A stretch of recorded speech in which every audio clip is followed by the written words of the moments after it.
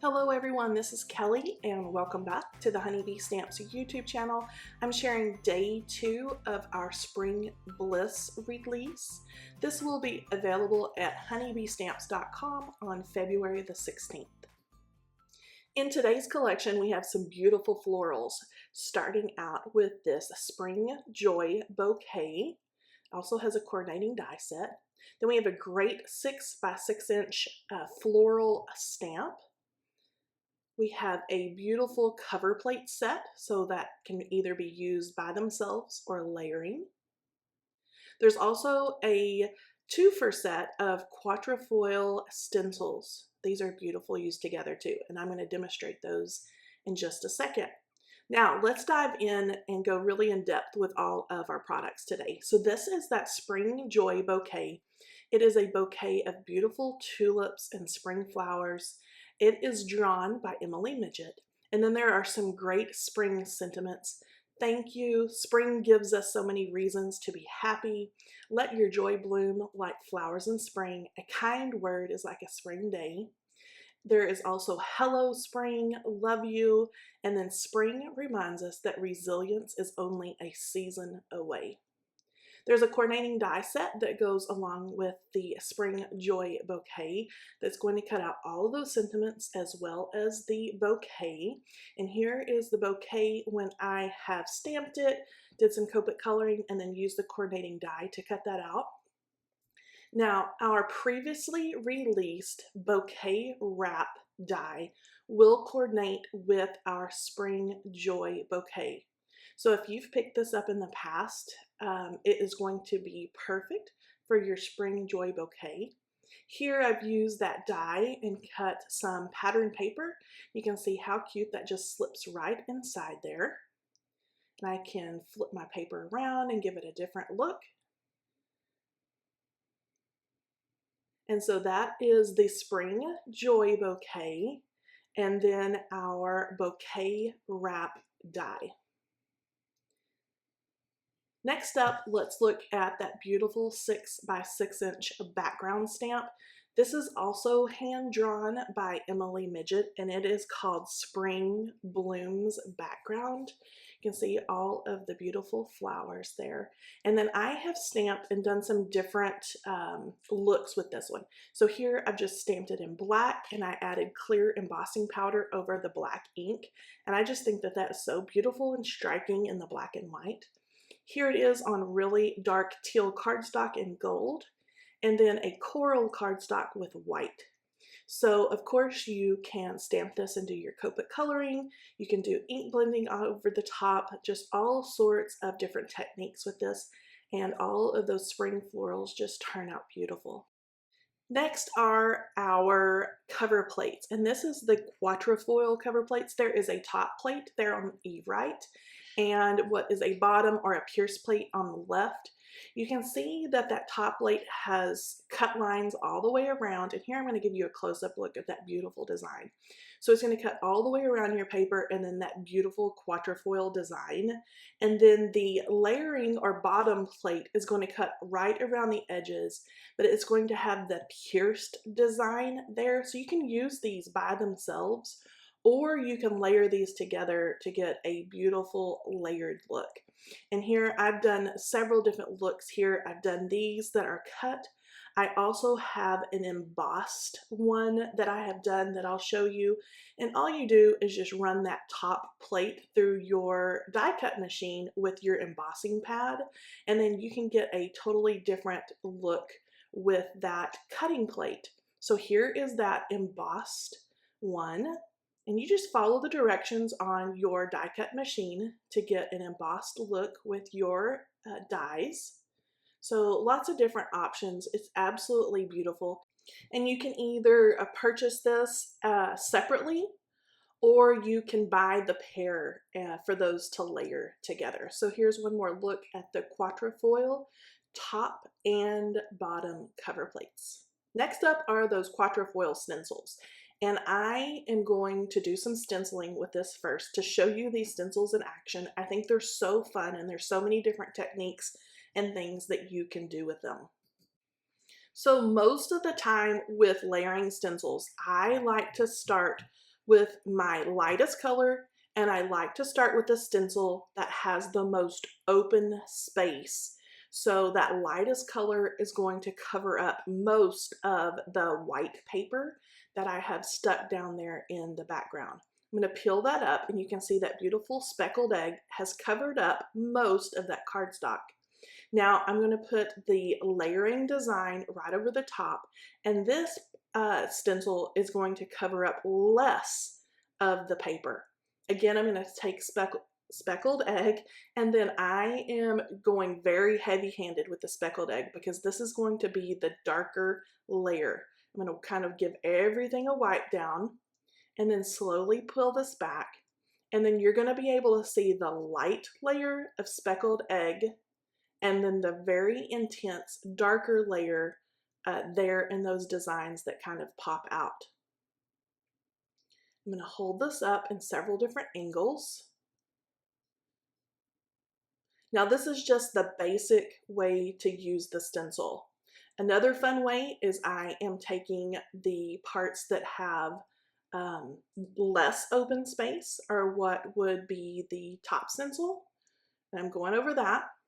And then with the other stencil, I'm actually going to shift it to the side and not line it up. So I have it shifted over. You can see there that my parts are not going to line up. Those little quatrefoil designs, it's offset. I'm going to stick that down. I have a little bit of pixie spray sprayed on the back of that. And then I'm going to go over it in the same speckled egg color, and I'm going to get an offset design, and this just gives another option for your stencils. It makes them a lot more versatile and kind of gives it a fun look. So I'm lightly going over all of my white cardstock there with the speckled egg, pretty much just using what is on my brush and my little mat there. And then when I pull everything back, you're really going to get a look at the offset design. I'm going to hold it up close to the camera. And then you can see there where the pattern is offset.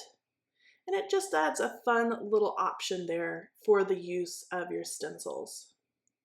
Now this time I'm going to take some peachy coral ink, and I'm going to go over all of the cardstock with the layer that covers the most of the cardstock, so has the most open space. I'm going to line up the top layer exactly where it goes. I'm not going to offset it this time. And I kind of like to use my craft pick to make sure everything is set down or positioned correctly before I start stenciling. And I'm going to take one of my little bitty, the smallest Honeybee Stamps blending brushes, and I'm going to do a little bit of stenciling in very specific areas. You can see I'm going every other design there. And then you can see the pattern that I have here. I'm going to pull that up, give it a little wipe down first to kind of clean up my stencil. And then when I pull it up, I have just one more really cool option with those stencils, just by taking a little bit more time and placing that ink in specific areas. I think that's a really cool background. That may be one of my favorites. Okay, let's do one more with that peachy coral color. I actually think this is more of a yellow.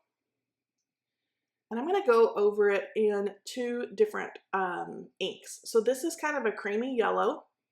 And then I'm going to place that design exactly how it's intended to go with the detailed pieces on the top. Again, I'm using my craft pick just to make sure everything's in place. And now I'm going to use speckled egg over the yellow. And I love Distress Oxides for this because they're really going to give you the coverage and allow you to cover up the other colors of ink.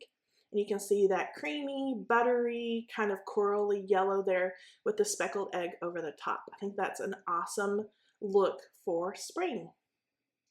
Here are those stencils again, and let's do one last look at all the different options that I have here. Here's the most open or the bottom layer, and then the top layer that has that really detailed design there. And then I'm going to go through all of the little pieces that I did. So this is the one that's all in speckled egg, and this would be what I would call the traditional way to use the stencils, where I've used the most open one and then the most detailed, or the adds the little designs in over the top. Here I have done that very specific stenciling in certain places. I use the most open one and then the one on the top, and then only stenciled or added color in every other of those little pieces there.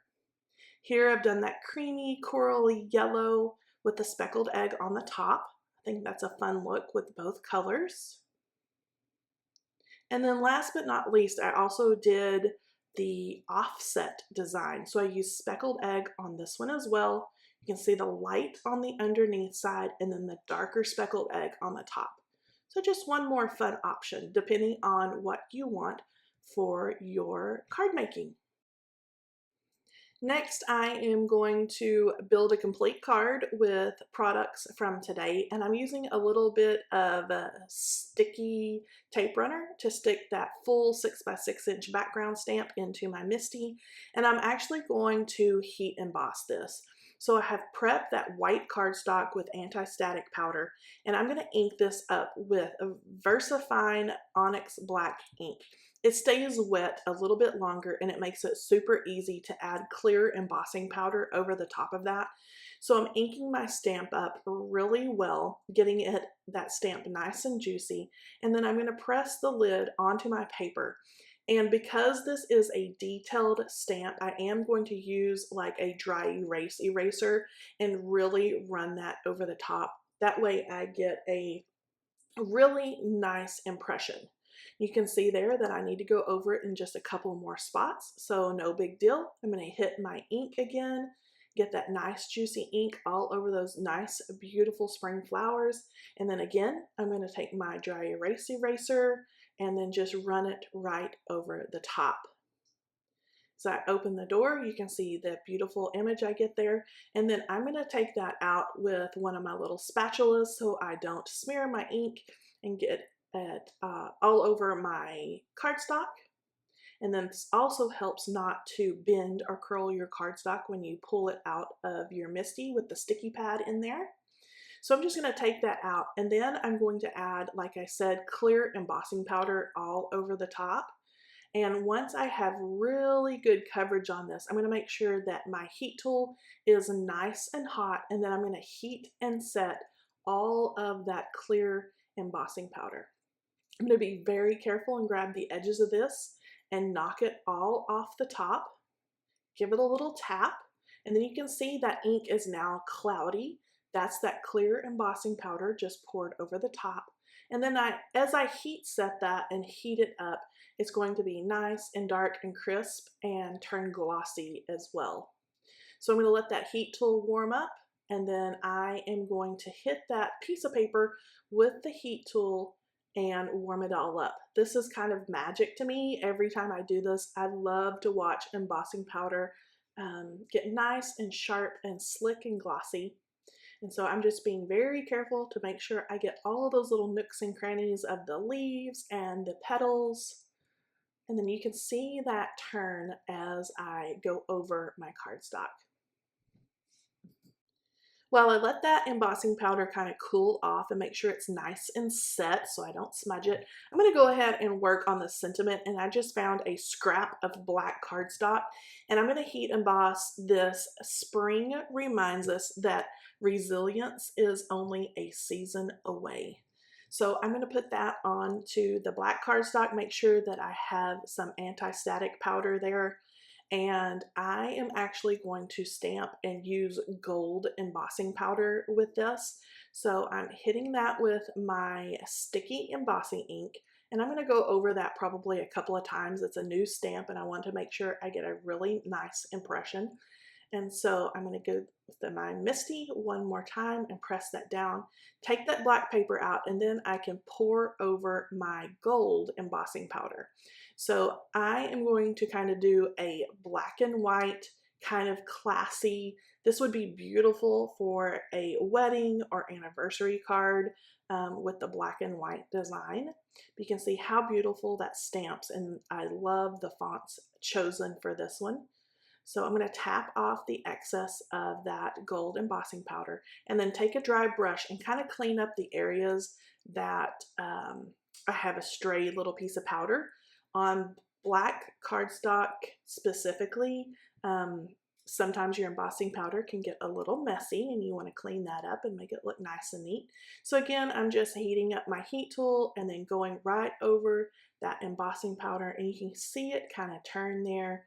And I am going to set that aside and then cut it out with the coordinating die that goes specifically with those sentiments. After my embossing powder has kind of set up, cooled off so I don't smear it running it through my die machine, I'm going to use that coordinating die, and I just chose the one that fits specifically around that sentiment. I'm going to use a little bit of purple tape to make sure that that stays in the exact spot that I need it to. And then I'm going to run that through my Gemini machine.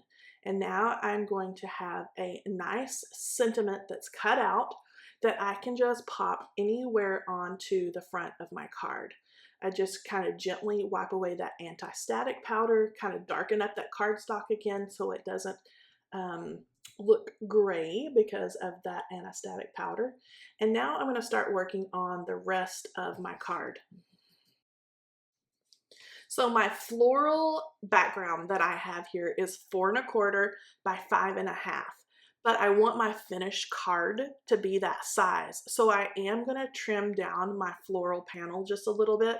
I like to take a little bit off of each side, and then that way, whatever color cardstock I choose for my card base, it's going to add that little pop of color right around the edges. And so I'm just going to take a smidge off of all 4 sides, and then I can add this onto my card base. Now for this card, I have chosen a really, really deep, rich turquoise cardstock, and I have it cut and I have it placed in my score buddy now, and I'm just going to score that at 5 1/2. That is going to be a top folding card, and then use my little tool there to make sure that it's all pressed down nicely so it lays flat. And then I can start adding all of my little elements that I've done, like my floral panel and my greeting. I'm going to use just a tape runner to tape down this heat emboss panel. I like to do that a lot of times when I heat emboss paper because it tends to warp just a little bit. So I like to use whatever sort of really strong adhesive because I want to make sure that that's nice and flat when it goes onto my card base. So I'm just going to line this up, and you can see how beautiful now those spring florals are popped off of that really deep, rich, jewel toned turquoise. I've got everything down in place, and now I can add my sentiment. So I am going to take a little bit of foam tape and pop this sentiment up and add that onto the front of my card base. Now to add just a little extra sparkle and to go with that gold embossing powder, I'm going to add just a few of our adhesive gems, and these are kind of a golden color, so it's going to go really well with that embossing powder. I'm just going to add a few right around that sentiment to kind of draw your eye toward the sentiment. And then this card is going to be all done. Now here's a finished look at that card using the brand new Spring Blooms background and Spring Joy Bouquet sentiments. And that is it for day 2 today. I hope you'll join me back here tomorrow for day 3. Make sure you check out our blog over at honeybeestamps.com and all of our social media as well. I know our design team members have a lot of awesome inspiration for you guys. And then I'll be back here tomorrow. See you then. Bye-bye.